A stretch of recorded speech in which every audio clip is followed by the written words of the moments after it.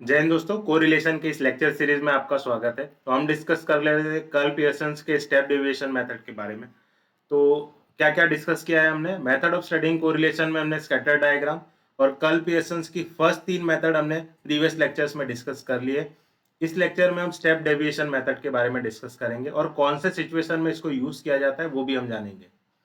तो ये रहा हमारा डायरेक्ट मेथड का फॉर्मूला। इसको हम कब यूज करते हैं? जब आपका एक्स वाई या आपका जो डेटा सेट होता है वो बहुत ही छोटे नंबर होते हैं, जिसका स्क्वायर या मल्टीप्लिकेशन करने पर आपका जो 2 या 3 डिजिट के ही नंबर आते हैं, तो उस केस में हम डायरेक्ट मेथड यूज करते हैं। अगर आपका एक्स बार और वाई बार ये दोनों क्या हो, अगर पॉजिटिव इंटीजर आ रहा है तो उस केस में हम एक्चुअल मीन मेथड यूज करते हैं।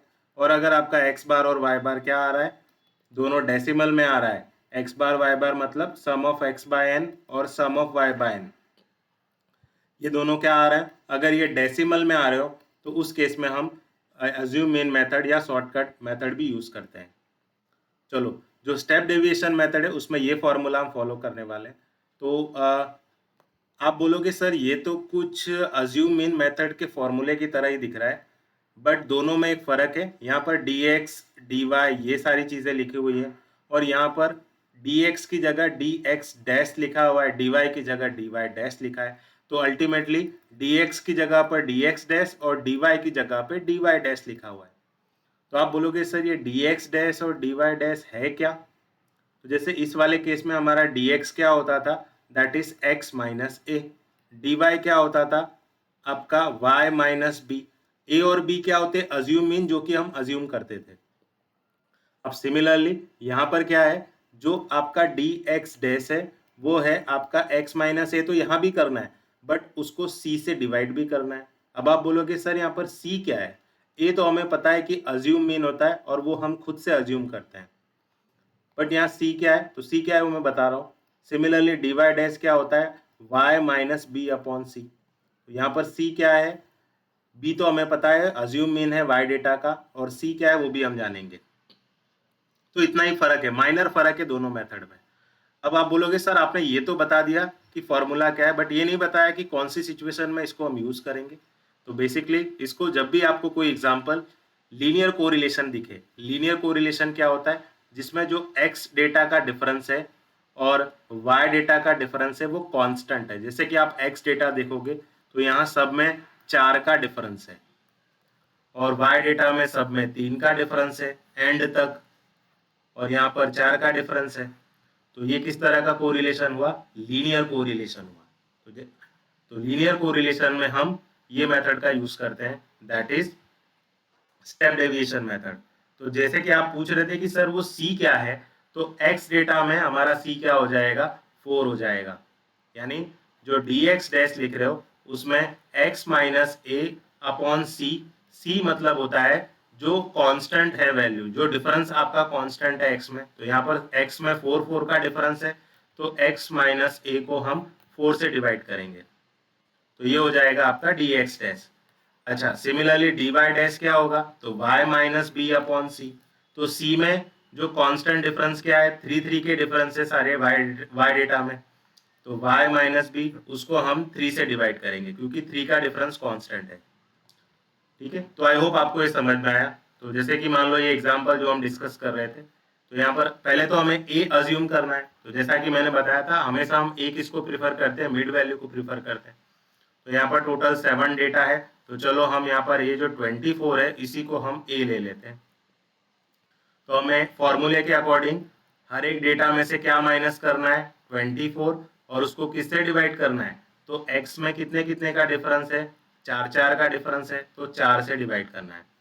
तो जैसे कि 12 लिखा है तो 12 में से 24 माइनस करूंगा और उसको 4 से डिवाइड करूंगा, तो ये कितना हो जाएगा, -3। सिमिलरली 16 में से भी 24 माइनस करूंगा और 4 से डिवाइड करूंगा तो -2। 20 में से 24 माइनस करूंगा और 4 से डिवाइड करूंगा तो -1। सिमिलरली ये 0, 1, 2 और 3 आएगा। इसका सम निकालोगे आप तो सम इसका 0 हो जाएगा। अब इसका स्क्वायर भी चाहिए तो -3 स्क्वायर हो जाएगा 9, -2 स्क्वायर 4, -1 स्क्वायर 1, 0, 1, 4, 9। इसका सम क्या आएगा, 9 और 1 क्या हो जाएगा 10, 10 प्लस 4 14, तो इसका सम हो जाएगा 28। अब जैसे आपने x में किया है वैसे आप y में भी करो। तो y में पहले क्या करना है आपको, पहले अज्यूम करना है मीन। तो a हमने 24 लिया है तो b आप 15 ले लो, ठीक है। तो हर एक डेटा में से हमें कितना माइनस करना है, y में से 15 माइनस करना है। और y में कितने कितने का डिफरेंस है सर, y में 3 का डिफरेंस है, तो मैं 3 से डिवाइड करूंगा। तो 6 में से मैं कितना माइनस करूंगा, 15 माइनस करूंगा। मैं इसको इरेज कर दूं पहले तो अच्छे से लिख सके। तो 6 में से हम 15 माइनस करेंगे और उसको 3 से डिवाइड करेंगे, तो ये हो जाएगा -9/3, दैट इज -3। तो यहाँ 9 में से भी 15 माइनस करके 3 से डिवाइड करोगे तो ये आएगा -2। सिमिलरली ऐसा करते जाओगे तो -1 0 1 2 3।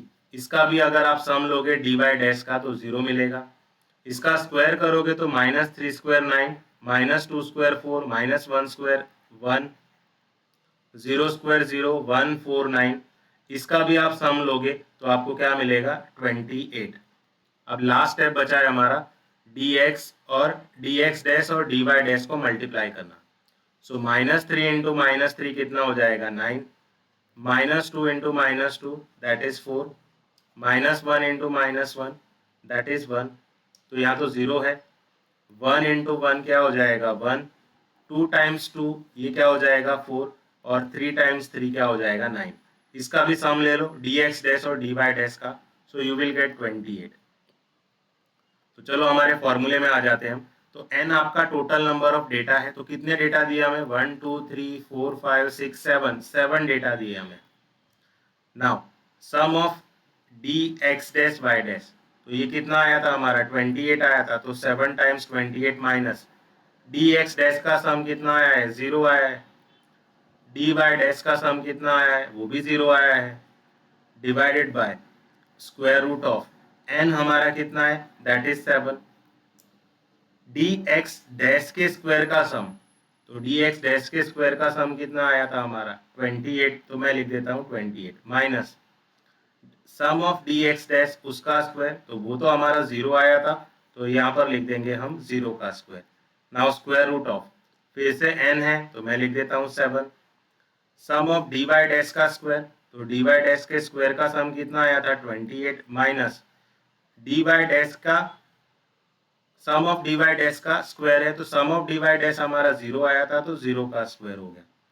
तो ऊपर मिला आपको 7 इंटू 28 डिवाइडेड बाय, देखो डिनोमिनेटर में 7 इंटू 28 अंडर रूट में 2 बार है, तो ये हो जाएगा 7 इंटू 28 का स्क्वायर, अंडर रूट में स्क्वायर हो जाएगा, तो यानी 7 इंटू 28 ही हुआ। तो ये दोनों कैंसिल होके आपको 1 दे देंगे। तो आपकी आर वैल्यू पॉजिटिव 1 आ रही है। तो ये किस तरह का कोरिलेशन है, पॉजिटिव कोरिलेशन है। जब भी आपकी आर वैल्यू 1 होती है तो हम उस केस में इसको क्या बोलते हैं, ये परफेक्टली पॉजिटिव कोरिलेशन है। तो आई होप आपको सिचुएशन भी समझ में आई और ये फॉर्मूला भी समझ में आया कि आपको कैसे लगाना है। dx डैश dy डैश क्या होता है वो भी मैंने बता दिया। लीनियर कोरिलेशन है तभी आपको इसको यूज करना है, यानी x वैल्यूज के बीच का जो डिफरेंस है और y वैल्यूज के बीच का डिफरेंस सेम होना चाहिए, है ना। अगर आपको ये लेक्चर समझ में आया so you can try this example और इसके कमेंट में आप आंसर जरूर लिखना। Thank you everyone.